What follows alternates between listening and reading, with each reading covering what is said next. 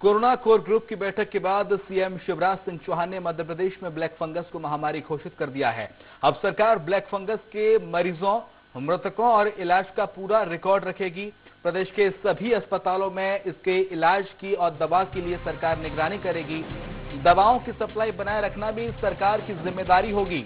बता दें कि देश के 10 राज्यों में अब तक ब्लैक फंगस के 7,558 मामले सामने आ चुके हैं। इसके बाद केंद्र सरकार ने राज्यों को इसे महामारी घोषित कर इलाज की जिम्मेदारी लेने की सलाह दी।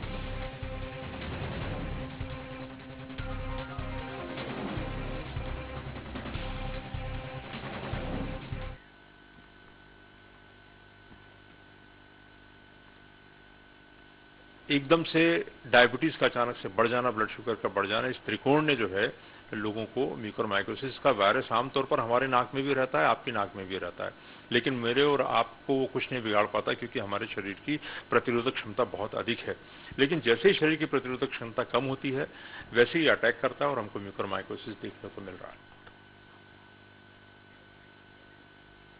और इस खबर पर ज्यादा जानकारी के लिए हमारे साथ हमारे संवाददाता दुर्गेश गुप्ता भोपाल से लाइव जुड़ गए हैं। दुर्गेश, ब्लैक फंगस को महामारी घोषित कर दिया गया, इसके साथ साथ राज्य सरकार अस्पतालों की पूरी निगरानी रखेगी, अस्पतालों में जो मरीज भर्ती हैं उनकी भी।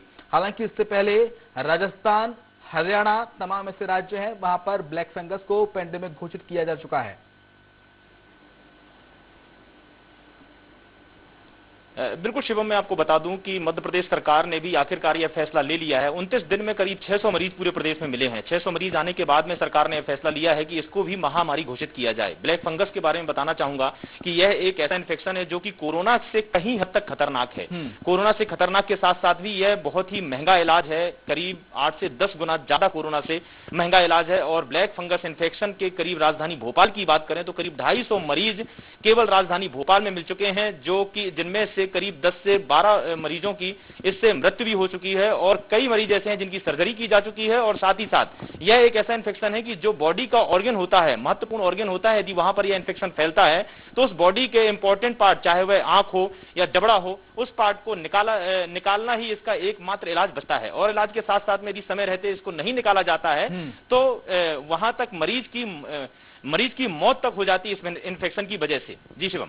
ठीक है, doctor SP Dubey ENT specialist हैं, इस वक्त हमारे साथ लाइव जुड़ गए हैं। डॉक्टर साहब, बहुत स्वागत है आपका स्वराज एक्सप्रेस पर। डॉक्टर साहब अभी थोड़ी देर बाद जुड़ेंगे, कुछ टेक्निकल। बहुत बहुत धन्यवाद आपका, बहुत बहुत धन्यवाद। ठीक है, डॉक्टर साहब से दुर्गेश, मेरा सवाल यह है कि इस ब्लैक फंगस को कैसे समझें? क्या है ब्लैक फंगस, क्या इसके लक्षण होते हैं, किस तरह के मरीजों में ब्लैक फंगस पाया जाता है?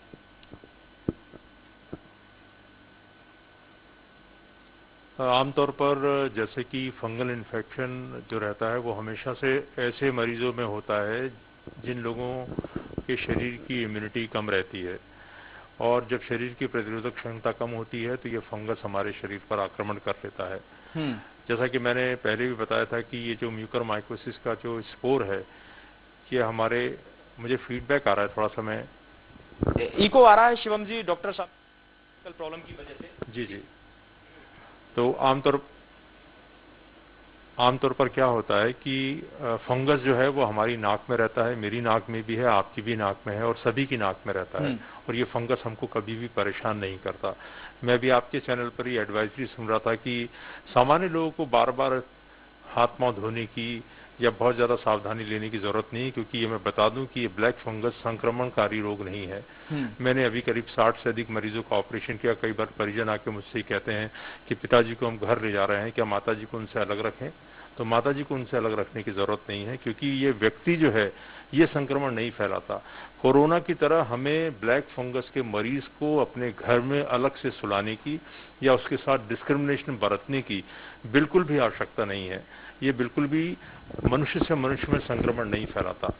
रहा सवाल कि कैसे फैल रहा है ये ब्लैक फंगस, तो हमारे शरीर में कॉमन सेल्स की तरह रहता है, लेकिन इस बार की कोरोना लहर के अंदर ये पाया गया कि बहुत कम उम्र के लोगों में डायबिटीज 500 पाई गई। मेरे को कई चिकित्सकों ने मरीज रेफर किए, उन्होंने बताया कि इस मरीज को म्यूकोरमाइकोसिस हो गया है, जबकि इस मरीज के पास कोई ऐसी हिस्ट्री नहीं कि इसको कोरोना संक्रमण हुआ हो।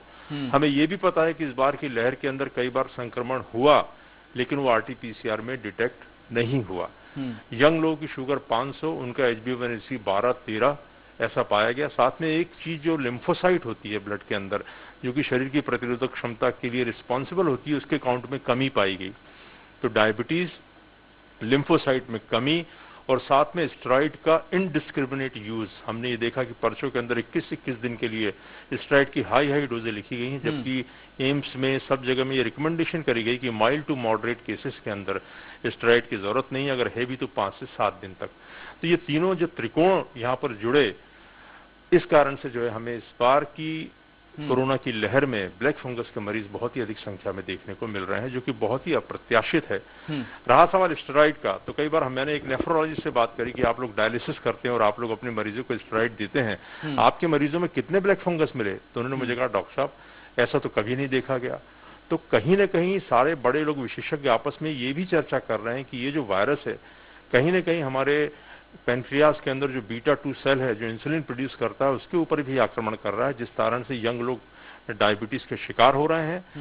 लिम्फोसाइट पर आक्रमण करने से CD4 और CD8 सेल्स में कमी आ रही है, इम्यूनिटी कम हो रही है, और साथ में स्टेरॉइड का सेवन, इन त्रिकोण की वजह से एकदम से ब्लैक फंगस के केसों का ज्वालामुखी फट पड़ा है, और हम लोग खुद सारे चिकित्सक समूह इसको देखकर बड़े आश्चर्य में हैं। डॉक्टर साहब, मेरा एक सवाल ये भी है शिवम जी, डॉक्टर साहब को चूंकि सरकार ने टास्क फोर्स में भी शामिल किया है अपनी, जो ब्लैक फंगस जो महामारी चल रही है मध्य राजधानी भोपाल में, तो टास्क फोर्स में आपको किस तरह का दायित्व दिया गया है और किस उम्र के लोगों को यह बीमारी फैलती है? माननीय शिवराज जी जो हैं वो चिकित्सा के लिए और मरीजों के लिए बहुत ही संवेदनशील मुख्यमंत्री हैं, और उन्होंने मुझे ये कहा कि ये जो ब्लैक फंगस है ये किस तरीके से फैल रहा है, विभिन्न राज्यों में इसकी स्थिति का जायजा लें और इसके बारे में एक प्रेजेंटेशन दें। उनके निर्देश पर मैंने जानकारी एकत्रित करके सारे मंत्रिमंडल और सारे अधिकारियों के समक्ष एक प्रेजेंटेशन दिया, और उसके अंदर मैंने बताया कि ब्लैक फंगस हालांकि नाम मिसनोमर है, लेकिन नाक के अंदर जब अपन एंडोस्कोप डालते हैं, नेजो एंडोस्कोप, तो वहां पर क्या रहता है, नाक के अंदर टर्बिनेट्स पर और नाक के सेप्टम पर काले रंग की परत जमी रहती है। तो ये परत जो है इमीडिएटली ये बताती है कि मैं यहाँ पर हूँ, मुझे डायग्नोस कर लो। तो नेजो एंडोस्कोपी जो कि एक बहुत ही महंगा इंस्ट्रूमेंट नहीं है, ऑलमोस्ट काफी ENT सर्जन जो प्राइवेट में प्रैक्टिस कर रहे हैं उनके पास है। जैसे भोपाल का अगर मैं आपको बताऊं तो भोपाल में 114 ENT सर्जन है, जिसमें कम से कम 60 लोगों के पास नेजो एंडोस्कोप होगा। माननीय मुख्यमंत्री जी ने उस प्रेजेंटेशन को बहुत ही ध्यान से सुना, और उसके बाद उन्होंने ये घोषणा करी कि हमें नेजो एंडोस्कोपी अभियान चलाना है, और उसके बाद से सभी डॉक्टर अपने क्लिनिक में नेजो एंडोस्कोपी एग्जामिनेशन करके ब्लैक फंगस पॉजिटिव या नेगेटिव ये लिख रहे हैं। और शीघ्र ही हम एक ऐसा दिन भी घोषित करने वाले हैं जिस दिन सारी प्रैक्टिस छोड़कर सभी लोग पूरे प्रदेश में, ऐसे लोग जो पोस्ट कोविड हैं, जिन्होंने जो डायबिटिक हैं और जिनका कोविड संक्रमण हो चुका, वो जाएंगे क्लिनिक पर, और उनका सारे प्राइवेट में और सरकारी में डॉक्टर निःशुल्क एग्जामिनेशन करेंगे, और ये उसमें चिन्हित करेंगे कि इनको ब्लैक फंगस है या नहीं है। माननीय चिकित्सा शिक्षा मंत्री विश्वास सारंग जी ने सारे मेडिकल कॉलेज को निर्देश दिया है कि आप अपने यहाँ पर एक रूम बनाएं, उस रूम के अंदर लिखें ब्लैक फंगस एंडोस्कोपी रूम, जहां पर चिकित्सक बैठेंगे, और वहां पर उस मेडिकल कॉलेज से डिस्चार्ज किए हुए मरीज आए, आकर अपनी नेजो एंडोस्कोपी कराएं, और अगर वो ब्लैक फंगस नेगेटिव है तो खुश हो जाएं, और अगर पॉजिटिव है तो इमीडिएटली सजग हो जाएं और अपना उपचार प्राप्त करें। यह भी देखने में आया है कि कई बार ऐसे मरीज जो कोरोना संक्रमण के दौरान भी ब्लैक फंगस के शिकार पाए गए, तो ऐसे में जिन लोगों की हिस्ट्री ऐसी है कि जिनको डायबिटीज है या जो हाई रिस्क पेशेंट हैं, इनके अंदर वार्ड में भी जाकर PPE किट पहनकर भी उनका परीक्षण किया जाए, ताकि नाक के स्तर पर हम इस ब्लैक फंगस को पकड़ लें, क्योंकि ब्लैक फंगस का विस्तृत नाम है नेजो ऑर्बिटल सेरिब्रल म्यूकरमाइकोसिस। कहने का मतलब ये नाक से आंख में जाता है, आंख से दिमाग में जाता है, और दिमाग में एक बार चला गया तो जानलेवा सिद्ध हो जाता है। आंख में जाता है तो कई बार आंख निकालनी पड़ी, मैंने भी 60 मरीजों के ऑपरेशन किए, उसमें से 5 लोगों की हमको आंख निकालनी पड़ी, बड़ा ही दुखद रहा। लेकिन अगर हमने इसको नाक के स्तर पर पकड़ लिया तो फिर बहुत ज्यादा मॉर्बिडिटी या दुश्वारियां नहीं होती हैं, मरीज ठीक हो जाता है। इसीलिए पूरे प्रदेश के अंदर माननीय मुख्यमंत्री ने ये घोषणा की है कि नेजो एंडोस्कोपी का अभियान चलाया जाए, ताकि नाक के अंदर इस बीमारी को पकड़ा जाए और आंखों की कॉम्प्लिकेशन और दिमाग की कॉम्प्लिकेशन से हम लोग बच सके। निश्चित तौर से। डॉक्टर साहब, मेरा एक सवाल ये भी है, दरअसल ब्लैक फंगस के मरीजों का आप इलाज कर रहे हैं, किस उम्र के लोगों में ब्लैक फंगस पाया जा रहा है, और इसके साथ साथ क्या डायबिटिक पेशेंट में भी ब्लैक फंगस है? जो लोग डायबिटिक नहीं है, जिनको डायबिटीज की बीमारी नहीं है, उनमें ब्लैक फंगस नहीं हो रहा है? और किस उम्र के लोगों में पाया जा रहा है? आपने बहुत ही अच्छा सवाल पूछा और ये सभी लोगों को जानना चाहिए कि कल मेरे पास रात में जो एक मरीज आया जिसका मैंने ऑपरेशन किया, उसकी उम्र है केवल 26 साल। उसको पहले डायबिटीज नहीं थी, लेकिन हमने जब उसका ब्लड शुगर किया तो उसका ब्लड शुगर बढ़ा हुआ आया। एक दूसरा जो मैंने ऑपरेशन किया था रात को, उसकी उम्र थी 65 वर्ष। तो आयु का स्पेक्ट्रम देखिए आप, 26 साल का एक व्यक्ति और एक व्यक्ति 65 साल का। डायबिटीज इनवेरिएबली जितने भी मरीजों के हमने ऑपरेशन किए जिनको डायबिटीज की हिस्ट्री नहीं भी थी लेकिन उनका ब्लड शुगर बढ़ा हुआ था, मैंने ऑपरेशन के पहले डायबिटीज कंट्रोल करने के लिए उनको फिजिशियन के पास भेजा। तो कई फिजिशियन ने ये बोला कि ये डायबिटीज कंट्रोल नहीं हो रहा है, हमको इंसुलिन की ड्रिप चलानी पड़ी। तो कहीं ना कहीं इस बार की लहर के अंदर डायबिटीज जो है वो बड़ी ब्लैक फंगस से डॉक्टर साहब वो लोग निश्चिंत रहे जिन्हें डायबिटीज नहीं है, कोई गंभीर बीमारी नहीं है, वो निश्चिंत रहे ब्लैक फंगस से, उन्हें ब्लैक फंगस नहीं होगा? देखिए, जिस तरीके की क्रॉप आ रही है और जिस तरीके से केसेस बढ़ रहे हैं, किसी को भी निश्चिंत रहने की जरूरत नहीं है। जो पोस्ट कोविड मरीज है उसको हमेशा कुछ लक्षणों का ध्यान रखना है। यदि उसके इस चेहरे की हड्डी के ऊपर सुन्नपन आ रहा है, उसकी आंख के अंदर दर्द हो रहा है, उसकी नाक में से डिस्चार्ज हो रहा है जिसके अंदर ब्लड मिक्स डिस्चार्ज हो रहा है, उसके दांतों में दर्द हो रहा है। कुछ मरीज ऐसे भी सामने आए हैं क्या, क्योंकि आप लगातार ब्लैक फंगस के मरीजों को देख रहे हैं, जो इससे रिकवर हुए हों बिना किसी सर्जरी के, ठीक होकर घर गए हों? कितने मरीजों का आंकड़ा है ऐसे?